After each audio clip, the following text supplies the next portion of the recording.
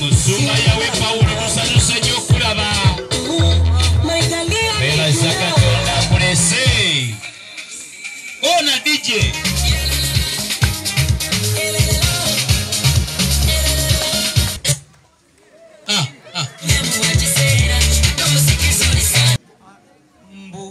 Mbugome siyamini. Mbawulidde mweyogeza. Mukulu webale nnyo webali ddala okwambaza abaana. Covid ye yaleeta obuzibu abaana bagenda oyingira Covid ngezo gomesi zibatuuka. Amina sikiri ekyo. Kati omuzeyi wa kuno yagenda okugalawo. Okukulawo. Ye kitanga. Ngazamini. Ngazeetaaga mu legingi. Bajoze batunga ennaku zino baziyita half. Kati nno oyo omwana golaba asooseeyo. Ye mukulu. Yakulira akola mu ggwanika. Ono? Asooka wano. Omulaba nti. Mulaba? Akola mu ggwanika ly'ebyensimbi. Ekitange. Yawanika wano mu famire yaffe. Ye mukulu. Era ebikwatagana ku ssente. Oyo gwe tulaba. Ulira engalo bwe zibazibwatula. Kakati nno oyo abadde ababuuzaako gwe kugambye yasoma oluwalabu n'atandika okuwalabuka mu buli kimu. Mukulu. Oyo yakulira ebyobugagga eby'omu ttaka. Mu famire yaffe Lumonde, Mayuni, Balugu n'ebyobugagga byonna eby'omu ttaka okuggyako abafu. Bo twabamuggyako kuba nabo bya bugagga bya mu ttaka. Nabyo. Be bamu ku bensobodde okwanjulira mu mwana nga omutambuze. Ye kitange. Omulangira Ssebyuma bantwalire bajjemu engoye ezisiibwa mbambale ezikyala bakomewo ku mukolo. Mukulu nga tebannaba kugenda. Ye mukulu. Omwana w'obulenzi ono kajje abawe kye tulinawo. Ala yeragana biwempe. Omudinka yeragana legingi. Ate omupangisa yeragana ufa. N'atumbeeza n'awoganiza banne n'abasaanikira. Kale omwana ng'oyo okumuwa mwana munne. Omumuwa oyo. Naye nze kye neewuunya. Sirabangayo ddole sayizi eyo nga nnenzi. Tebangayo. Zonna ezijja zibeera mpala. Era. Naddala ffe abatudde ku project eyi microfinance engalo kikulu nnyo.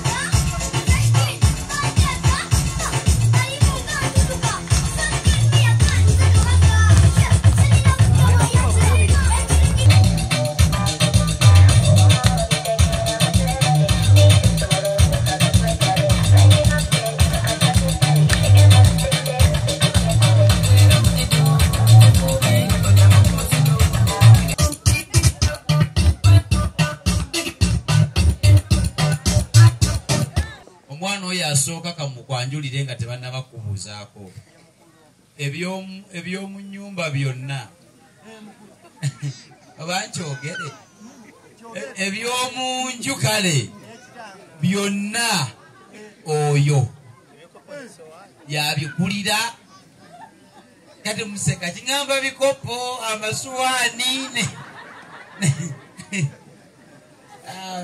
naye kakati ono goolaba ono bambi ojjukira luli bwe baayokya amasiro. Kakati yaliwo ebiseera ebyo yali akola mu lubiri bambi. Era nakati gyakola. Kati bambi yalumirirwa okulaba nga amasiro gajja. N'adduka mu muliro wakati. Ataasetaaseko ku bimu ebyaliyo. Bambi babuwe omuliro ne gumwokya. Enviiri zonna tekwasigala wadde. Era ezo eziriko zigenda zimera mpola mpola. Wangi? Ye mukulu.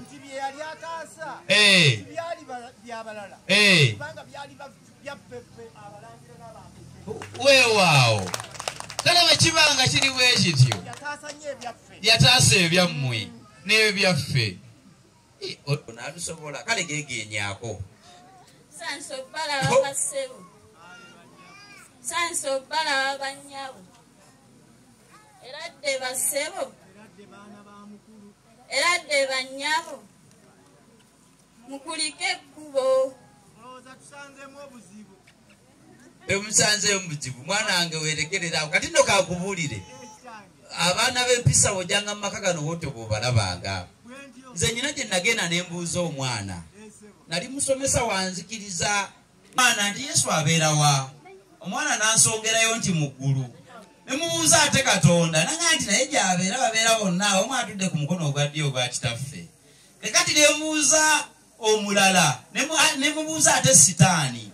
Ye abeera wa? nangamba munange tata munange omusomesa sitaani abeera waka ne mubuuza ate lwaki sitaani abeera waka naga taata buli wabaana atera okukomawo mama tugamba bange mutegule ebintu sitaani yawala era atera okukomawo mwibale nnyo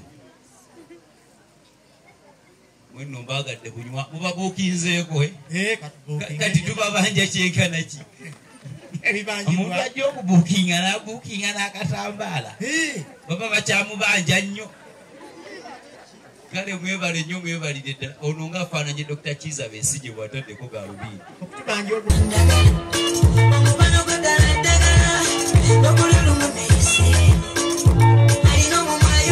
wekiri mutambule bana bana mudigide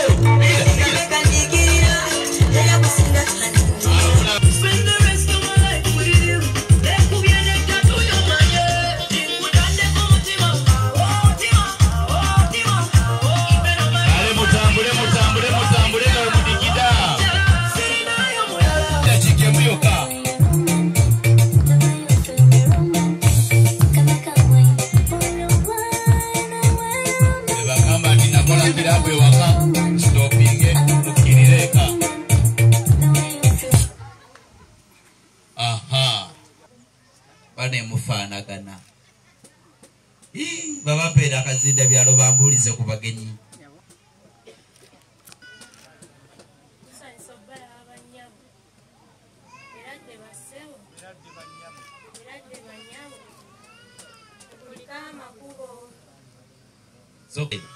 yalina ekifundikwa kya jjajjaffe kunuuka